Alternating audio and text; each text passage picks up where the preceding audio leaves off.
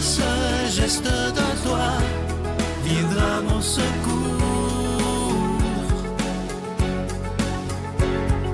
Viens semer dans mon âme le grain de l'amour. Je traverse un désert et je meurs de soif.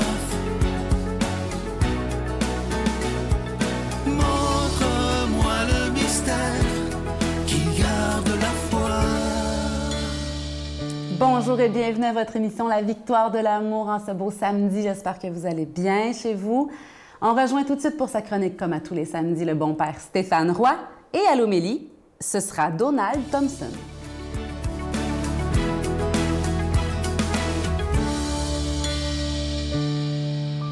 Bonjour à toi, bon samedi. Bienvenue à cette chronique sur les chemins du cœur.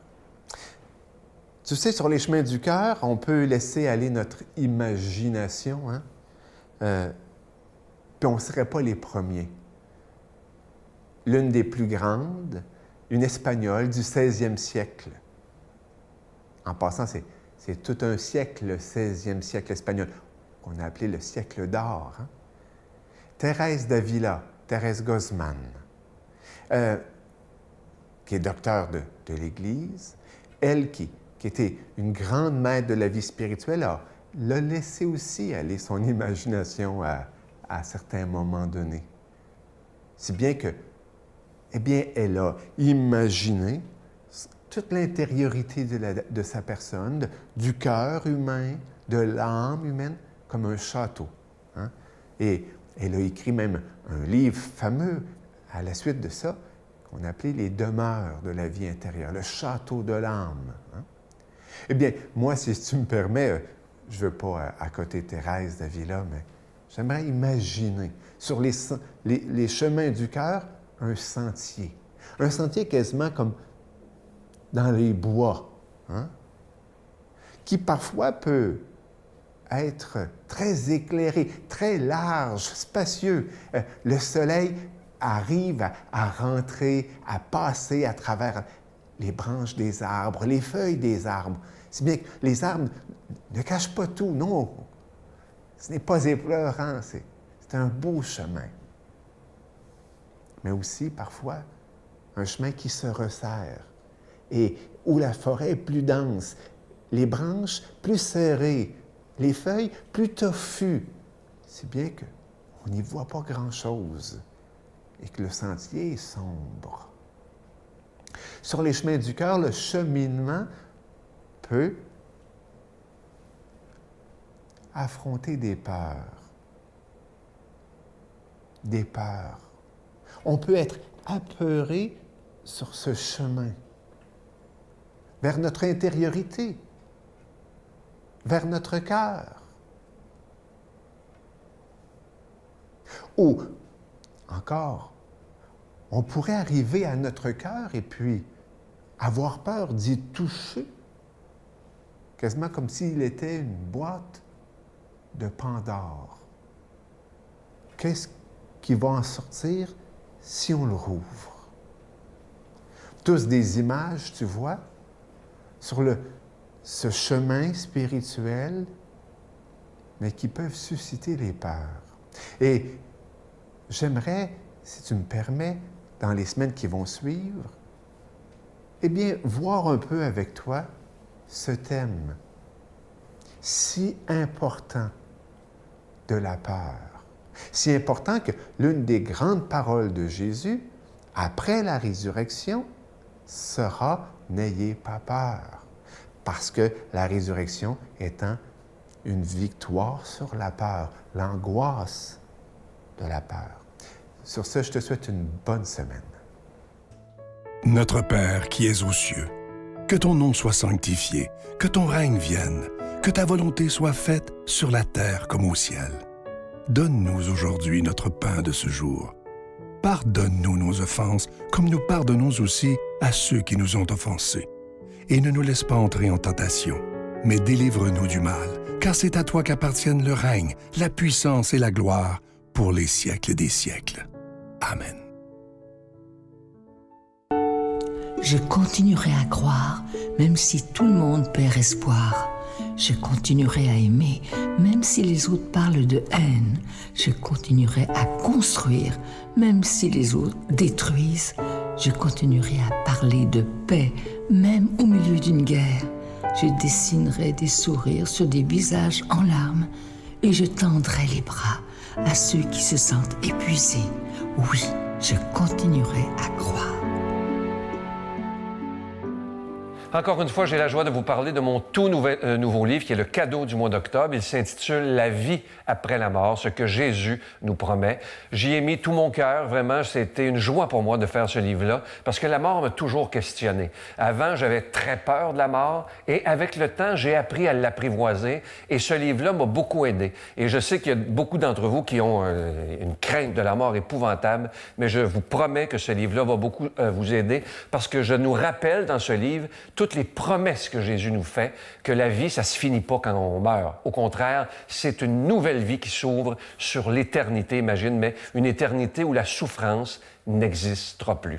Alors, je vous rappelle qu'il est écrit en gros caractères, facile à lire. Vous le recevrez avec un don de 25 $, et si vous en voulez deux. Avec un don de 40 $, je vous donne l'adresse. La Victoire de l'amour, case postale 120, succursale Boucherville à Boucherville. Le J4B 5E6, je vous la redonne. La Victoire de l'amour, case postale 120, succursale Boucherville à Boucherville. Le J4B 5E6. Également par téléphone, par carte de crédit du lundi au vendredi de 8h30 à 16h30 dans le 514-523-4433, 523-4433 ou sans frais le 1-888-811-9291,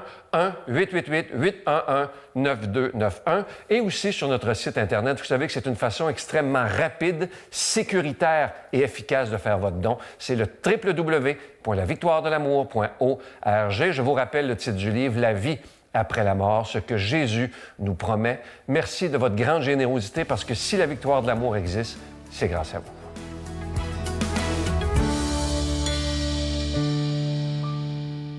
Mon Dieu, donnez-moi la sérénité d'accepter les choses que je ne peux changer, le courage de changer les choses que je peux et la sagesse d'en connaître la différence. Amen.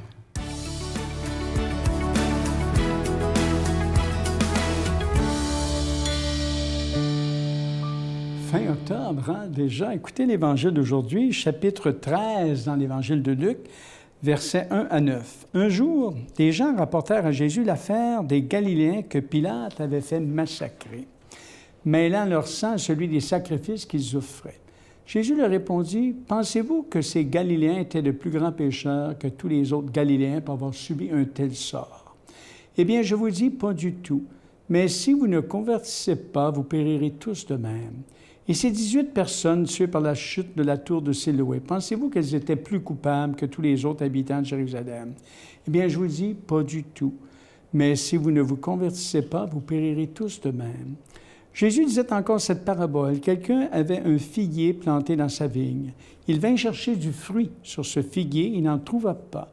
Il dit alors à son vigneron, « Voilà 3 ans, je viens chercher du fruit sur ce figuier et je n'en trouve pas. Coupe-le. À quoi bon le laisser épuiser le sol? » Mais le vigneron lui répondit, « Maître, laisse-le encore cette année le temps que je bêche autour pour y mettre du fumier. Peut-être donnera-t-il du fruit à l'avenir, sinon tu le couperas. » C'est un évangile un peu difficile à comprendre hein, ce matin dans la première partie. Deuxième partie de la parabole, peut-être un peu plus simple. Il y a une chose que je vais vous dire au départ, tu sais, quand on entend des fois cette réaction de certains, « Ah, le bon Dieu éprouve ceux qu'il aime. Le bon Dieu est venu le chercher. Ah, un accident d'auto d'un jeune père de famille, ses enfants qui meurent. Ah, le bon Dieu est venu le chercher. Ah oui, il est bon, hein? Ben, moi, je pense que le premier, je vais me déclarer incroyant si Dieu est comme ça. C'est pas le Dieu que j'ai rencontré en Jésus. D'abord, enlevons ça, il faut toujours vérifier nos images de Dieu dans le vécu historique de Jésus. Jésus n'a jamais fait mourir quelqu'un, n'a jamais créé d'épreuve à quelqu'un. C'est le contraire qu'il a fait. Il a fait du bien. Alors, c'est vécu pour 2 causes. Hein? Alors, Dieu n'est pas comme ça. Alors, quand on regarde la petite parabole à la toute fin, hein? Quelle est cette histoire-là du figuier? Il me semble que c'est direct et simple, cette petite parabole. Hein? Jésus dit à ceux qui l'écoutent qu'il tarde à porter du fruit. On attend d'eux de la bonté, de la douceur, de la générosité. On attend les fruits normaux de l'expérience, quand on est chrétien, de l'espérance, une certaine manière de vivre, de voir la vie, la mort, de prier, de chanter. Mais les fruits ne viennent pas. Donc, ça serait le temps du jugement et du rejet. Ce n'est pas l'image de Dieu que Jésus véhicule. Voyez-vous? C'est pas le rejet. C'est pas l'image du jugement, de la condamnation, mais celui d'une autre saison, d'une année de plus. C'est beau la parabole, hein? Le temps est à la patience, à la sollicitude de Dieu, non pas pour encourager encore plus à la paresse, à la négligence, à l'insouciance, mais pour enfin mettre l'espérance à l'œuvre et que les fruits apparaissent. Voyez-vous?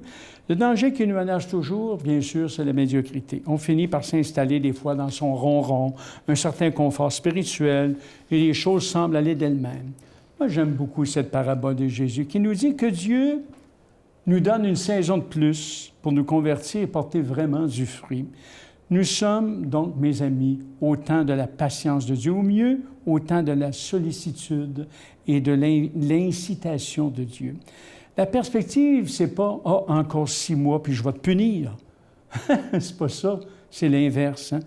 Combien de temps as-tu besoin pour trouver ta maturité, pour accepter ton être? C'est-tu assez beau, hein, cette parabole? Hein? Combien de temps as-tu? Dieu, nous dit Jésus, c'est un éducateur patient, quelqu'un qui insiste, qui incite à la croissance, à l'épanouissement. Une saison au temps de Dieu, ce n'est pas 1 an, 10 ans, c'est déjà 2000 ans et plus, hein, en Jésus, et peut-être 10 000 autres années encore. C'est 100 ou 1000 générations, ce long temps de la croissance qui nous fera parcourir le chemin depuis que l'homme a été érigé jusqu'au Christ total, celui que Pierre Deschardins appelle le Christ oméga, celui qui est la fin. Alors, mes amis, il ne suffit pas d'être baptisé, il ne suffit pas de communier, d'être pratiquant régulier, ça ne suffit pas. Il faut aller plus loin encore, il faut faire naître l'imprévisible. Hein?